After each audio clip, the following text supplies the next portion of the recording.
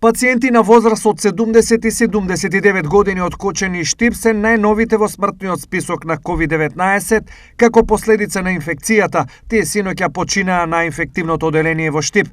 Битката со болеста таму се уште ја водат уште 51 пациент, од кои дури 41 имаат нужност од кислородна поддршка.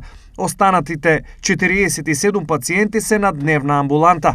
Како пациенти на инфективното се запишани лица од сите општини од регионот, а секаде се бележат и зголем број на позитивни. Следнава недела имаме доста случаи, тоа е за мене многу алармантно, да речеме ако тестираме 35 од нив 25 се позитивни, тоа е стварно страшно, повеќе од пола тестирани, а се тестираат заради симптоми или заради контакти. Имаме многу малку пациенти во клиничка болница во Штип и во Скопје, некој предострожност, да речеме некоја бремена жена која е позитивна, иако без симптоми ја праќаме на гинекологија да осуди заради превентива на бебето.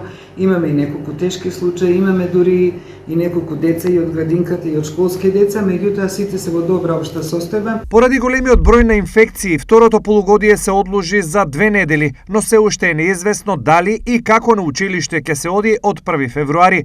Одлуката за тоа ќе се донесе неделава. До крајот на неделата ќе имаме состаноци и пред почетокот на второто полугодие ќе се има и ставот на Комисијата за заразни болести и на кризниот штаб.